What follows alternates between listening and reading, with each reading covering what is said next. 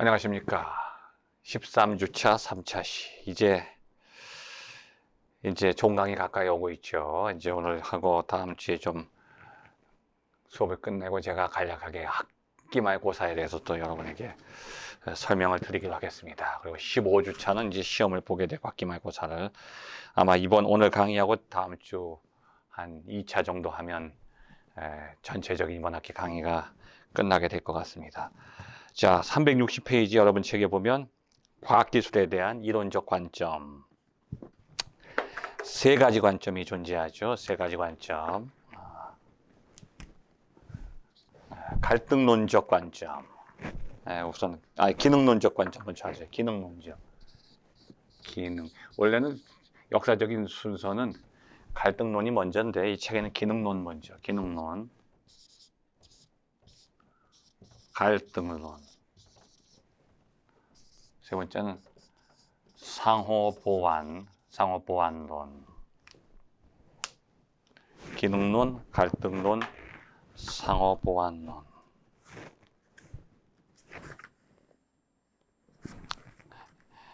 여기서 책에는 상호작용이라고 그랬는데 상호작용.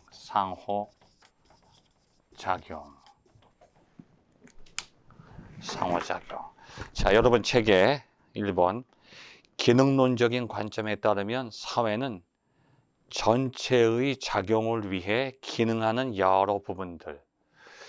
이건 유기체적인 관점이에요. 그러니까 사회를 하나의 전체로 보고 과학도 하나의 전체로 보는 거예요. 그럼 그 안에 부분적인 게 있어요. 각 부분들, 이 부분과 전체가 서로 연결되어 있다는 거예요. 그래서 작은 부분들이 모여서 하나의 전체를 형성한다고 하는 유기체적인 관점이죠. 그래서 서로 의존하는 체계다. 이러한 체계는 서로 동일한 관계를 유지하는 부분들 간의 균형이 존재한다. 그래서 부분들 간의 의존성과 안정은 체계의 자연스러운 기능과 생존의 핵심이 되는 거예요. 그래서 부분에서 변화가 나타나면 다른 부분에게 영향을 주죠. 근데 서로 잘 적응하지 못하고 부조화를 이루게 되면 전체가 무너질 수 있다고 하는 거예요. 자, 그래서 예를 들면 제일 밑에 보면 인간의 생존을 의존하는 생태 체계는 이렇게 생태학적 관점이죠. 유기체적 관점이에요. 토지, 대기, 물, 인간, 그리고 특정 생태계의 자원들, 문화적 신념과 가치, 또 사회적 행동들, 이런 것들 중에 어떤 하나도 이것이 무가치하다든지 제외될 수 없다는 거죠. 이 모든 부분 요소들이 균형을 이루고 있다는 거예요. 그러니까 기능론적인 관점은 어떻게 보면 균형론적인 관점이라고도 볼 수가 있죠. 그래서 현대사회에서 첨단 과학기술을 기반으로 한 사회조직은 많은 이익을 가져다 주기도 하지만 부정적 결과를 주기도 한다. 첨단 과학만이 좋은 게 아니에요. 디지털만이 좋은 게 아니라는 거예요. 디지털이 우리에게 필요하기도 하지만 우리에게 아날로그도 필요해요. 예를 들면 우리가 편안하게 앉아서 편안하게 먹고 쉬기만 해서는 우리가 행복하지 않아요. 움직이고 땀 흘려서 일을 해야 돼요. 아날로그적인 사고. 이 아날로그도 필요한 거예요. 친자연적인, 친환경적인, 과학기술적인 그런 사고만이 중요한 게 아니라는 거죠. 더 많은 자원과 에너지를 소모해야 하는 사회조직은 자연을 훼손하고 환경을 오염시킨다는 거죠. 결국은 마지막에 가면 환경이 망가지고 자원이 고갈되면 첨단 과학도 무너진다는 거예요. 그래서 각 부분들 간의 유기적인 관계가 중요하지 하나만 비대하게 발전시키면 안 된다는 거예요. 과학기술을. 그래서 기능론적인 관점이 굉장히 과학기술에 있어서는 필요한 거예요. 자, 그 다음에 갈등론적 관점은 인간의 무한한 욕망은 무한해. 인간의 욕망은 무한하죠. 인간은. 그 다음에 재화는 한정돼 있어요. 재화. 자연. 욕망은 무한하고 그 욕망의 대상인 자연, 재화는 제한되어 있단 말이죠. 그러면 제한된 걸 가지고 욕망이 많으니까 갈등을 일으키는 거예요. 인간들은 다투고 경쟁한다는 거죠. 그래서 이게 결국은 갈등의 연속을 통해서 사회가 발전하고 인간이 발전했다, 이렇게 보는 거예요. 그래서 사회는 서로, 이게 유기체적으로 서로 주고받고 하는 기능들의 모임이 아니라 서로 다른 사회 집단들이 경쟁하고 싸우는 공동체가 사회라는 거죠. 그래서 과학적 지식과 그것을 바탕으로 한 기술은 싸우는 데 이용하는 자원이 된다는 거예요. 집단들은 기술 자원을 차지하려고 경쟁한다는 거죠.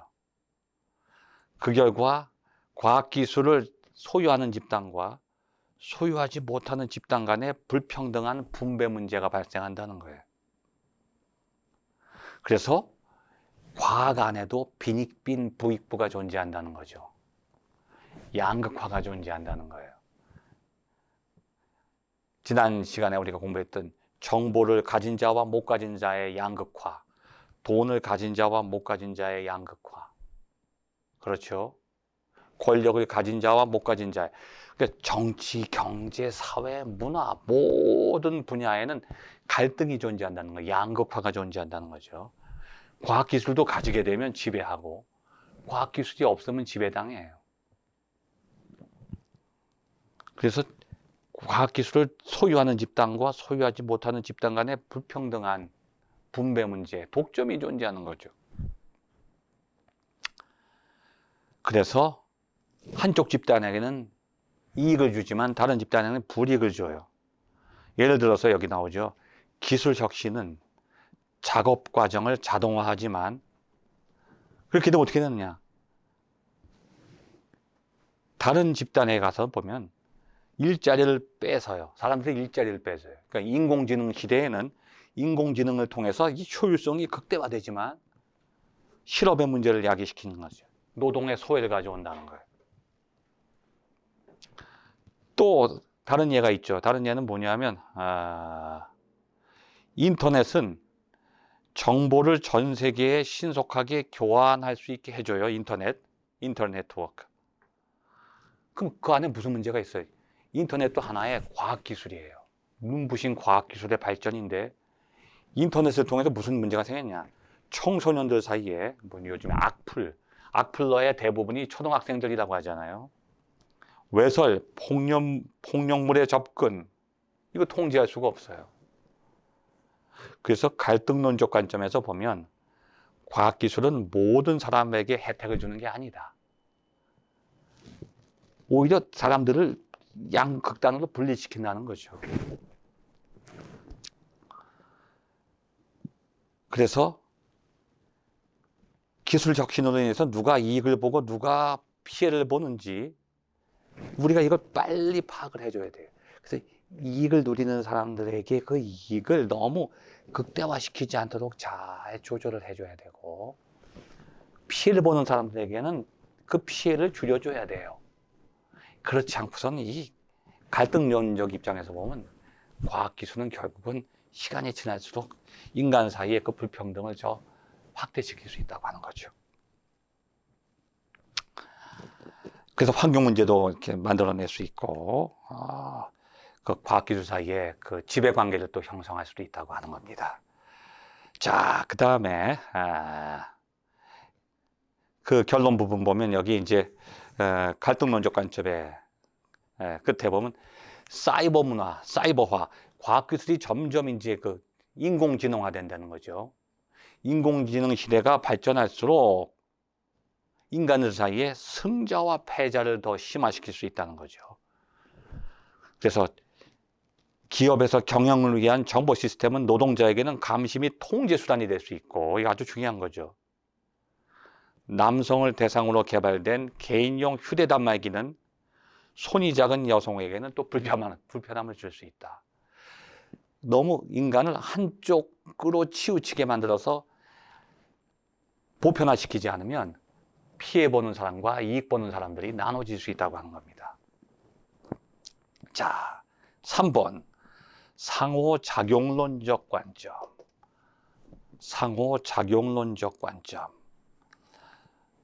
상호작용론적 관점에서는 상징을 사용하고 단어, 대상, 사건, 사람에게 의미를 부여하는 인간의 능력을 강조하죠. 자, 이거 아주 중요하죠. 지금까지 기능론과 갈등론은 과학 기술 자체에 관심을 가졌는데 상호작용론적 관점은 인간의 능력을 강조해요. 그러니까 과학 기술 자체는 그냥 이렇게 어디 존재하는 게 아니라는 거예요. 이게 절대적으로 존재하는 게 아니라 그건 상징이라는 거죠. 그러니까 상징이기 때문에 제가 이전 시간에 설명드렸듯이 그 상징 속에는 어떤 가치가 들어가 있지 않다는 거죠. 과학기술의 가치는 인간에 의해서 창조된다고 하는 거죠. 자, 긍정적이고 부정적 의미를 과학기술이 이미 가지고 있는 게 아니라 가능성으로 존재한다는 거죠. 여기 나오죠. 과학은 자동차, 의료, 컴퓨터 등과 같이 인간의 삶에 필요한 자원으로 간주되기도 하지만 다른 한편으로는 불가사의하고 또 위험하며 심지어는 사악한 것으로 문학작품의 주제가 되기도 한다. 예를 들면 여기 보면 프랑켄슈타인, 선과학이 같이 있는 거예요. 좋은 점과 나쁜 점이. 스티븐슨의 지킬 박사와 하이드, 양면성을 가진다는 거죠.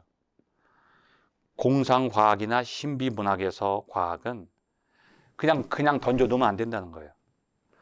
자유롭게 방치되면 사납고 파괴적이 되고 과학적인 폭력이 될 것이다.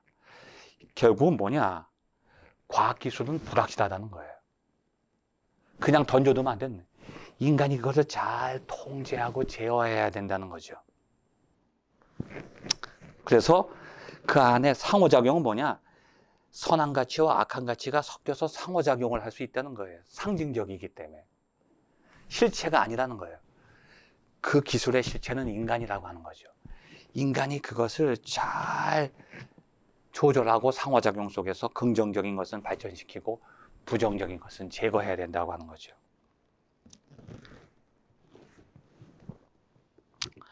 자, 사람들은 밑에서 셋째 줄 객관적 사실보다는 인지하고 해석하는 사실에 대해서 사람들은 반응하는데 과학기술에 의한 모든 문제들이죠. 특히 환경 문제, 사회적 문제도 있고 그 문제는 객관적인 물질적인 조건이 아니라는 거예요.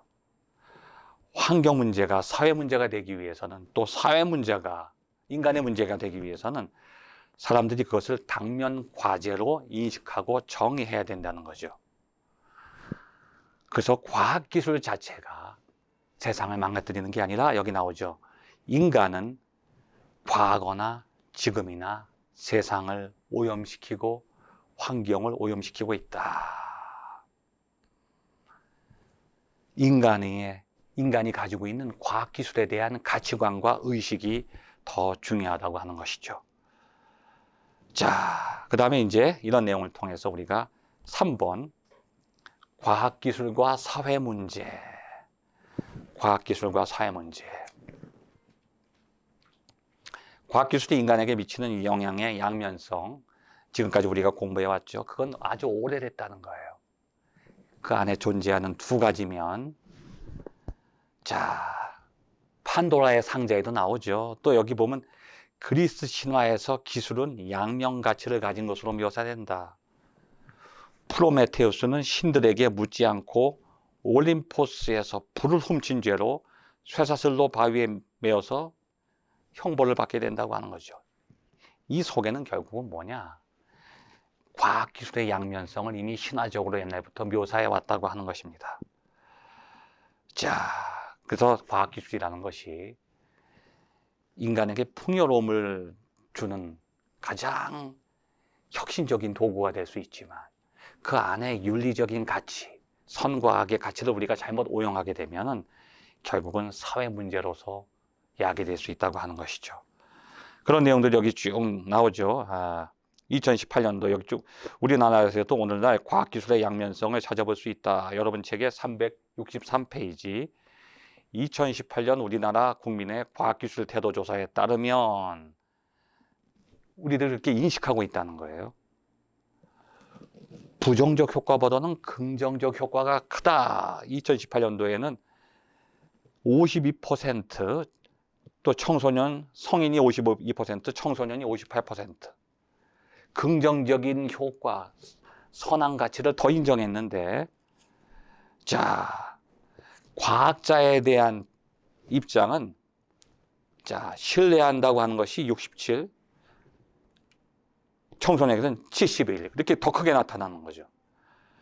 자, 그런데 사회적 문제가 있다. 응답은 성인이 46, 청소년이 46, 46.5, 성인이 46.4. 그러니까 과학기술이 사회적 문제 해결에 기여한다는 응답이 높아요. 긍정적인 면이. 아직까지는 과학기술에 대한 부정적인 인식은 많이 적다는 거죠. 그런데 이제 우리가 지금 살펴보는 내용을 보면 우리가 예상하지 못했던 부정적인 면이 많이 나타나죠. 1번 364페이지에 실업의 문제. 1번 실업.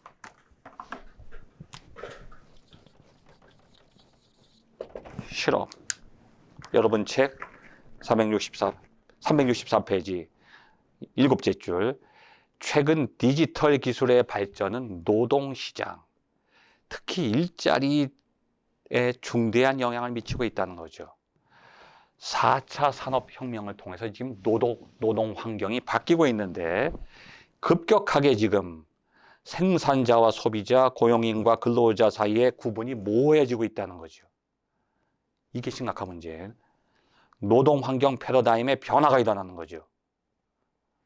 On demand, 또 쉐어링, 플랫폼 이런 기술들의 등장에 따라서 노동의 시간과 공간의 개념이 변화돼요. 아주 중요하죠. On demand, 요구에 의한 것, 공유, 함께 나누는 것, 또 플랫폼. 그래서 노동의 빈곤과 양극화의 심화가 우려되는 거예요. 노동시장이 사라지고 있고 노동의 양극화, 인력은 급속하게 인력시장은 줄어들고 있고 또 인력은 대체되고 있다고 하는 거죠. 또 여기 보면 하이퍼 커넥티비티, 초연결, 초지능화, 이게 바로 인공지능 시대죠. 이제 실업의 문제는 엄청난 하나의 실업 문제가 야기된다는 거죠. 30% 이상의 실업률이 나타날 수 있다고 하는 것입니다. 노동시장에 큰 변화가 나타나는 거죠. 그 다음에 두 번째, 여기 우리가 예상하지 못했던 과학기술의 부정적인 면, 지금 여기 청소년과 성인들이 46.4%로 부정적인 면은 약화되어 있고 긍정적인 면에 대해서는 많이 그 인식이 증가되고 있는데, 두 번째, 기술에 대한 통제력 상실. 기술에 대한 통제력 상실. 과학기술. 이것도 힘이에요, 힘. 자, 정보 시대 때는 뭐예요? 과학기술, 또 정보사회는 정보가 힘이죠. 자본주의는 자본이 힘이에요.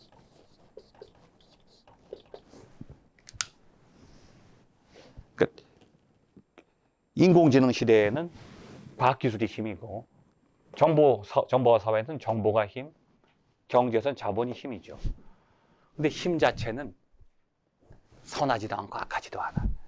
힘은 가치 중립이에요. 그러니까 과학기술 자체처럼, 정보 자체처럼 자본도 그래요. 돈은 나쁘지도 않고 착하지도 않아요. 근데 그 돈이 인간에 의해서 잘못 사용하게 되면 그게 악한 돈이 돼요, 자본이. 초국적 금융자본. 지금도 지구를 7바퀴 반을 돌아요. 우리가 왜 IMF를 맞았느냐? 정상적인 그 경제 활동을 통해서 통용되는 자본이 아니라 투기성 금융자본이에요. 그 돈이 어떤 나라에 들어오면 경제가 살고 돈이 싹 나가면 경제가 무너지는 거예요. 그게 IMF예요. 자, 그런데 문제는 힘이 남용되는 거예요. 자, 정보가 남용될 때 힘의 남용이 일어나요. 힘의 남용은 뭐냐? 그 힘이라는 게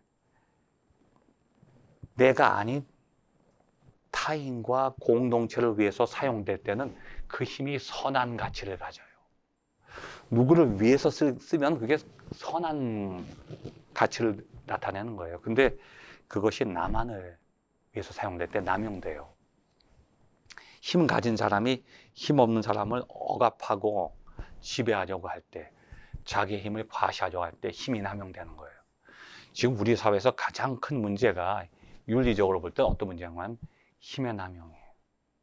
물론 가치관의 왜곡도 문제예요. 가치관의 혼돈, 가치 있는 것을 가치 없게 여기고 가치 없는 것을 가치 있게 여기는 거, 이것도 문제지만 지금 한국 사회나 세계에 어디를 가든지 사람들이 고통 느끼는 이유가 뭐냐? 힘이 남용되는 거예요. 힘 가진 사람이 자기만을 위해서 힘을 쓰게 되면 힘 없는 사람이 피해를 보는 거예요. 과학기술도 마찬가지예요. 자, 그래서 여기 보면 기술에 대한 통제력 상실. 통제력 상실됐다는 것은 내 과학기술이 나만을 위해서 사용되는 거예요. 그리고 그 과학기술을 컨트롤하지 못하면 어떻게 되느냐? 여기 나오죠. 지능정보기술 환경에서는 사용자의 생활환경 곳곳에 편제되어 언제 어디서나 쉽게 네트워크에 접속하여 고품질의 정보 서비스를 이용할 수 있는데 이것이 남용되게 될 때 그 정보에 차별화가 생기고 정보에 격차가 생긴다고 하는 거죠. 자, 367페이지 다섯째 줄. 인간이 기술에 지나치게 의존하고 있다고 하는 점은 분명하다. 그건 원시 시대 때부터 마찬가지죠. 자, 그런데 그 밑에 달라. 인간이 특정 기술에 의존하게 되면 그 기술을 더욱 발전시키려는 사람들이 생기게 마련이다. 이게 바로 그 과학기술을 통해서 이익을 얻으려는 이익 집단들이 생겨난다는 거죠. 그런데 여기서부터 이제 그 기술의 발전 자체가 사회 전반에게 이익을 주는 게 아니라 한쪽에서 자기만이 그 이익을 누린다는 거예요. 그럼 힘이 한쪽으로 쏠리게 돼요. 그리고 힘이 남용될 수 있다는 거죠. 기술에 대한 통제력이 상실될 수 있는 문제가 과학기술 사회 속에는 존재한다는 거죠. 그래서 정보기술, 통신기술이 발전해서 정보가 힘이 되면 개인정보의 유출과 프라이버시의 침해라는 문제점이 생길 수밖에 없다는 거죠. 이 힘의 남용이라는 거예요. 과학기술의 남용. 자, 그 다음에 또 어떤 경우가 있냐면 개인의 신상에 관한 369페이지. 주민등록 정보가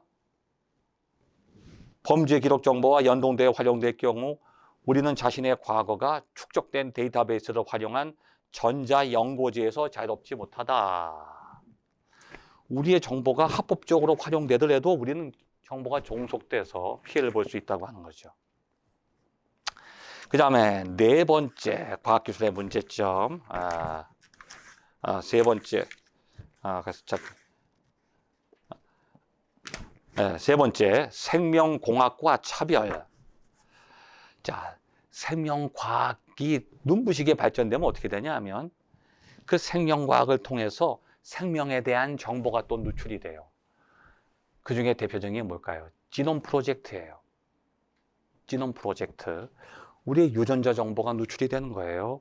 그럼 어떻게 되냐면 유전자 정보가 부정적인 사람들, 어떤 질병에 걸려 있다든지 IQ가 떨어진다든지 열성적인 유전자를 가졌다. 그럼 도태시키는 거예요. 이게 바로 뭐냐? 우생학이에요. 우생학. 자, 371페이지 보면 21세기의 과학 발전은 경이로운 성과를 내놓고 있지만 이제는 우리가 스스로 통제하지 않으면 돌이킬 수 없는 폐해가 있다. 생명체의 일부분을 사용해서 우리가 생명과학을 발전하는데 우리가 그 정보를 갖게 되면 이걸 잘못 사용하게 되면 열성적, 그러니까 뭐 약하다든지 부족하다든지 열등한 생명체들은 도태된다는 거예요. 그래서 생명의 존엄성이 깨질 수 있다고 하는 거죠. 그런 내용의 여기 생명공학과 차별의 문제 속에 그런 내용이 나타나고 있습니다. 자, 이제 다음 시간에는 이어서 그 다음 부분 과학기술과 환경 문제에 대해서 공부해 보기로 하겠습니다. 끝까지 경청해 주셔서 감사합니다.